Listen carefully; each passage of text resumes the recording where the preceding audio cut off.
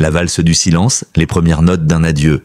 Il y a des artistes qui ne disparaissent de jamais vraiment. Leur mélodie, leur sourire, leur regard bienveillant restent gravés dans nos mémoires, comme les pages jaunies d'un livre que l'on a aimé. André Rieu, violoniste virtuose, chef d'orchestre charismatique et ambassadeur inépuisable de la valse à travers le monde, est de ceux-là. Et pourtant, au crépuscule d'un printemps discret, une annonce a fait chanceler des milliers de cœurs. André Rieu est gravement malade. 1 minute avant cette révélation, tout semblait encore possible. 1 minute après, le monde semblait s'être figé. Comme suspendu à un dernier accord, ce premier chapitre retrace le parcours lumineux, mais parfois douloureux, d'un homme qui a fait danser la planète entière sans jamais cesser de chercher sa propre cadence intérieure. C'est le récit d'un destin orchestré dans la beauté, mais aussi dans le doute, la solitude et une fatigue invisible que le succès a trop longtemps dissimulée. Le prince de la valse, un destin tracé à l'encre musicale, né le 1er octobre 1949 à Maastricht, aux Pays-Bas. André Léon Marie-Nicolas Rieu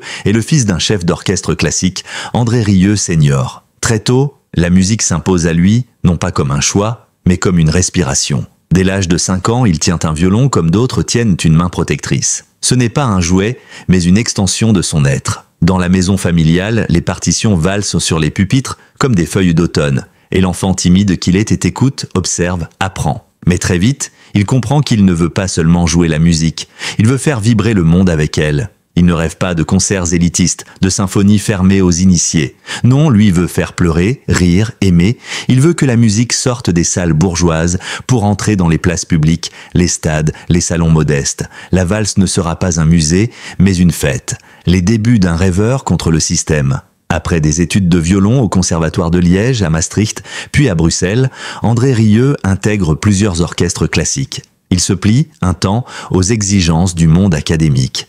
Mais très vite, il ressent une forme d'asphyxie. Il ne supporte plus la raideur, les costumes trop sombres, les regards froids du public. Il sent que la musique classique est en train de mourir, enfermée dans son propre prestige. C'est alors qu'il ose ce que peu auraient eu le courage de tenter, créer son propre orchestre avec ses propres règles. En 1987, il fonde le Johann Strauss Orchestra avec une poignée de musiciens. Il ne possède presque rien. Le budget est dérisoire. Mais il y a l'idée, puissante, que la musique peut redevenir populaire sans perdre sa noblesse. Il veut faire renaître l'esprit de Vienne, cette époque où la valse faisait battre le cœur des villes entières. Il veut faire de chaque concert une célébration. Au début, on se moque de lui. On le traite de marchand de notes faciles, de cirque musical. Les critiques classiques lui tournent le dos. Mais le public, lui, entend autre chose, l'émotion. Le phénomène Rieu, succès planétaire et reconnaissance populaire. Dans les années 90, le succès explose. André Rieu remplit les salles, puis les stades. Ses concerts sont des spectacles féeriques. Costumes flamboyants, jeux de lumière, interaction constante avec le public. Il descend dans les allées, fait chanter les spectateurs, fait danser les couples d'un âge avancé et les jeunes amoureux timides. Les albums se vendent par millions. Ses DVD deviennent des best-sellers. Son orchestre, devenu gigantesque, parcourt les continents. Rieu devient le visage d'une musique classique accessible, joyeuse, humaniste. Il parle toutes les langues, la musique, mais aussi le sourire, le regard complice, le clin d'œil tendre. Et pourtant, dans cette explosion de reconnaissance, quelque chose commence à se fissurer. L'envers du décor, la fatigue d'un homme qui ne s'arrête jamais. Ce que le public ne voit pas, c'est le prix payé pour maintenir ce rêve vivant. André Rieu dort peu, il voyage sans cesse. Il dirige, compose, organise, négocie. Il est à la fois l'âme artistique et le cœur logistique de son empire musical. Chaque détail passe par lui, la couleur des robes, le ton d'un projecteur, la disposition des sièges. Avec le temps, la fatigue devient chronique. Ses proches racontent qu'il refusait de parler de repos. Que pour lui, ralentir, c'était trahir ceux qui l'attendaient. Il portait une responsabilité immense, celle de faire du bien aux autres, quoi qu'il en coûte. Mais le corps, lui, n'a pas cette discipline. En 2010 déjà, il subit une grave infection virale à l'oreille interne qui l'oblige à annuler plusieurs concerts. Il revient, souriant, masquant sa douleur, mais l'alerte est là, et elle reviendra. Une vie de sacrifice silencieux. Ce que peu savent, c'est qu'André Rieu a aussi sacrifié sa vie personnelle au profit de son œuvre. Marié à Marjorie Rieu, une femme discrète mais essentielle, il a réussi à préserver l'intimité de son couple malgré la pression. Mais leurs 2 fils, Pierre et Marc, ont grandi avec un père absent, toujours entre 2 avions, 2 continents, 2 salles de concert. Dans une interview rare, André avait confié « J'ai choisi un chemin où je ne peux pas être tout à la fois. J'espère que mes enfants ne m'en voudront pas d'avoir souvent été ailleurs, même si c'était pour offrir de la beauté au monde. Une phrase belle mais lourde. Car derrière le romantisme se cache une réalité douloureuse. La solitude de l'artiste au sommet, celui que tout le monde applaudit, mais que peu osent interroger sur sa propre mélancolie. Le moment de bascule, 1 minute avant le choc, et puis, le 27 mai 2025, tout bascule. Dans une vidéo postée sur son site officiel, brève, tremblante, son fils Pierre, la gorge nouée, prend la parole à sa place. « Mon père traverse un moment de santé très difficile. Il nous a demandé de vous remercier pour votre fidélité. Mais il ne peut plus jouer pour l'instant. Nous espérons de tout cœur qu'il reviendra. Mais il faut être honnête, la situation est grave. 1 minute avant, on attendait les nouvelles dates de sa tournée d'été. 1 minute après, le cœur des fans du monde entier s'est arrêté. Sur Facebook, Instagram, Twitter, les messages affluaient comme une marée. Je pleure comme si c'était mon propre père. Il m'a sauvé de ma dépression avec ses concerts. André, tiens bon, le monde a encore besoin de ta lumière. Ce n'est plus seulement un musicien que les gens pleurent. C'est un morceau de leur propre histoire, de leurs souvenirs, de leurs espoirs. L'espoir fragile d'un retour, à l'heure où nous écrivons ces lignes, André Rieu est alité, entouré de sa famille. Les médecins restent prudents. Il souffrirait d'une affection neurologique rare qui affecte son équilibre, sa coordination, son audition. Pour un homme dont le violon est l'extension du corps, c'est une tragédie silencieuse. Mais les siens affirment qu'il garde sa foi, son humour, sa tendresse. Dans un mot manuscrit remis à ses fans, il a écrit « Continuez à faire danser le monde. Si je ne peux plus jouer, alors jouez pour moi. » Une phrase bouleversante qui semble résonner comme un adieu voilé ou une demande de relais. Le monde en larmes, une symphonie d'adieu et d'espérance. Quand une étoile cesse de briller dans le ciel, on ne s'en aperçoit pas immédiatement. La lumière met du temps à s'éteindre à nos yeux. C'est ce que des millions de personnes ont ressenti lorsque la nouvelle de l'état de santé critique d'André Rieu a été révélée. L'homme aux valses planétaires, aux concerts féeriques, aux sourires contagieux, était brusquement tombé dans un silence bouleversant. 1 minute a suffi pour que le monde prenne conscience de ce qu'il risquait de perdre. Plus qu'un musicien, une âme fraternelle. Dans ce 2e chapitre, nous explorerons comment cette annonce a provoqué un choc mondial, les réactions déchirantes de ses proches et de ses fans, mais aussi les premiers signes d'un adieu peut-être prémédité. Une vague d'émotions planétaires, le monde s'arrête.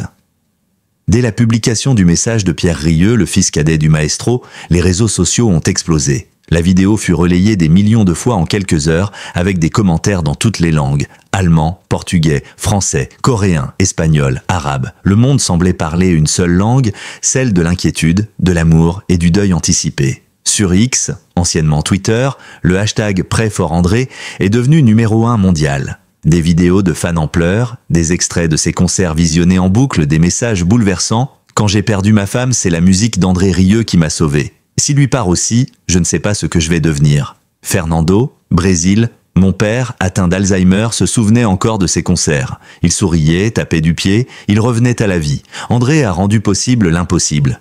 Mireille, France. Quand j'étais dans mon lit d'hôpital, c'est sa valse de Shostakovich qui m'a redonné la force de me lever. André n'est pas qu'un violoniste, c'est un guérisseur. Yumi, Japon, ce ne sont pas des réactions de simples admirateurs. Ce sont des cris de cœur, des manifestations d'un lien intime, presque sacré. Les musiciens de l'orchestre, nous avons peur de ne plus jamais le revoir. Au sein du Johann Strauss Orchestra, l'émotion est immense. Fondé il y a près de 40 ans, l'ensemble est devenu une famille artistique soudée, avec des liens quasi filiaux autour de leur chef bien-aimé. Mais dans l'ombre des projecteurs, le malaise est palpable.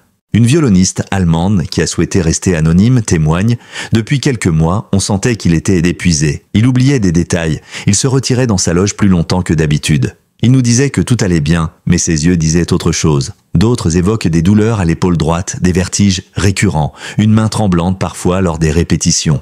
André minimisait, toujours, il souriait, lançait une blague et reprenait le violon. Il nous protégeait de sa propre souffrance. Voilà le plus douloureux. Certains musiciens, dans un geste bouleversant, ont décidé de se réunir chaque jour depuis l'annonce, pour jouer une valse en silence, sans public. Un rituel discret, une prière sans mots, une offrande. Les artistes du monde entier unissent leur voix face à la gravité de la situation. De nombreuses personnalités ont tenu à rendre hommage à André Rieu. Lang Lang, pianiste chinois, il a fait pour la valse ce que les Beatles ont fait pour la pop, il l'a rendu éternel. Placido Domingo, ténor espagnol. Il a prouvé qu'on pouvait émouvoir sans prétention, faire pleurer sans arrogance. Je prie pour lui. Andrea Bocelli, très ému lors d'un concert en Toscane, lui a dédié une interprétation poignante de Conte Partiro, en murmurant « Pour toi, André, reviens vers nous ». Lara Fabian, dans une vidéo enregistrée à Montréal, n'a pu retenir ses larmes. Cet homme a bercé mes voyages, mes doutes, mes nuits blanches. J'ai chanté sur sa musique, je lui dois tant.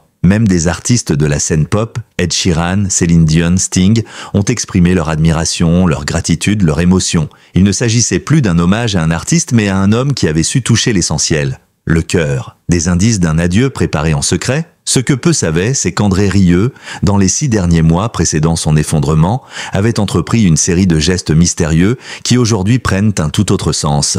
L'annulation soudaine d'une tournée asiatique.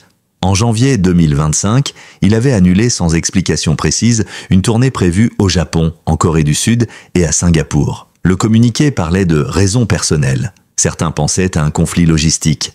Mais aujourd'hui, on sait qu'il avait passé plusieurs semaines en observation médicale à Munich. L'enregistrement d'un album posthume, selon les confidences de son ingénieur du son, André avait enregistré une série de pièces favorites, mais dans une version lente, presque méditative. Il aurait dit « Je veux qu'on m'écoute comme on écoute le silence entre 2 battements de cœur ». Le projet baptisé « Adieu sans douleur » n'a jamais été annoncé publiquement. Il contiendrait ses interprétations les plus personnelles, parmi lesquelles Le beau Danube bleu, version solo, Ave Maria, avec chœur invisible, My Way, au violon seul, sans orchestre Yesterday, version dépouillée et douloureuse. Une lettre laissée à ses proches collaborateurs. Selon plusieurs sources, André aurait rédigé un courrier scellé, destiné à être ouvert le jour où je ne pourrai plus jouer. Le contenu n'a pas été révélé, mais son existence a été confirmée par sa secrétaire personnelle. Tout semble indiquer que le maestro pressentait l'arrivée de la dernière note, une dernière image bouleversante, 1 minute avant. Un fan, présent, lors du dernier concert public donné à Amsterdam le 4 mai 2025, a capté une vidéo non publiée jusqu'alors. On y voit André Rieu terminant un morceau dans un silence parfait, baissant la tête.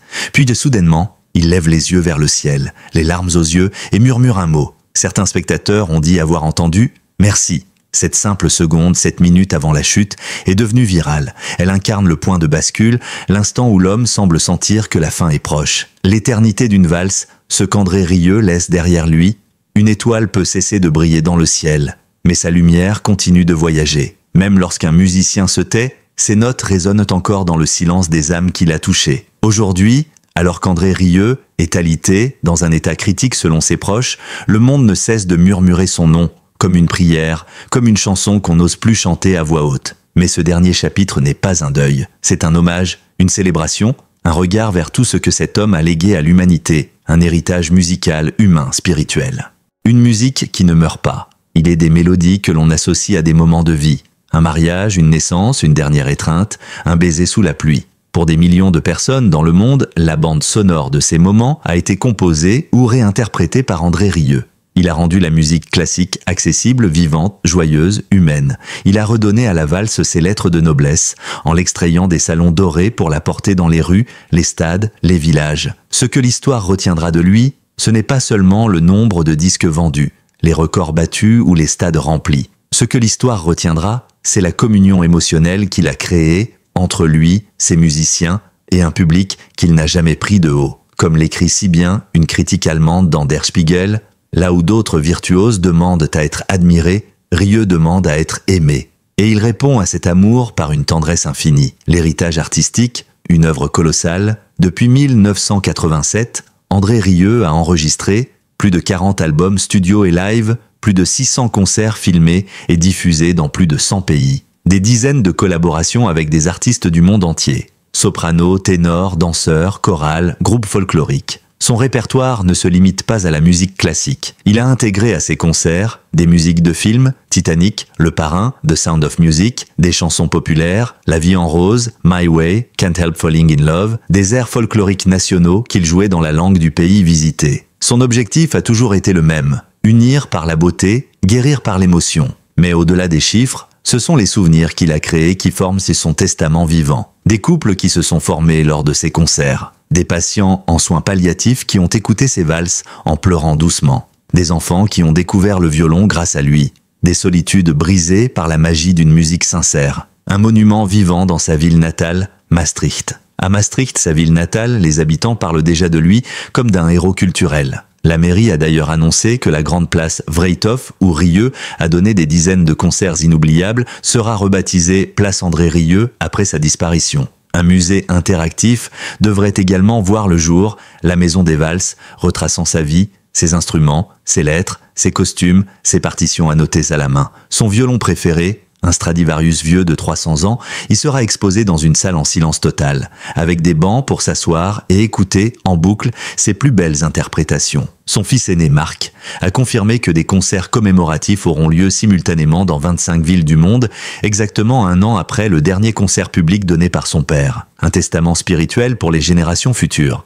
Mais André Rieu ne laisse pas seulement une œuvre musicale. Il laisse une philosophie de vie, une vision du monde que ses proches appellent la simplicité du cœur. Dans un document vidéo, enregistré 6 mois avant sa chute, jamais diffusé, il s'adresse à ses fans avec gravité. Je ne vous demande pas de vous souvenir de moi comme d'un génie ou d'un virtuose, je vous demande juste de vous souvenir que je vous ai aimé. Quand vous entendrez une valse, même dans un film ou un vieux vinyle, souvenez-vous que ce mouvement circulaire, c'est celui de la vie. Rien ne meurt, tout revient. Cette phrase, répétée en boucle dans les hommages mondiaux, est devenue un mantra, repris sur des t-shirts, des tatouages, des affiches, dans les écoles de musique. Elle incarne ce que Rieu a toujours voulu transmettre. La musique comme cycle, comme caresse, comme éternité. Et maintenant, le monde attend, le cœur suspendu.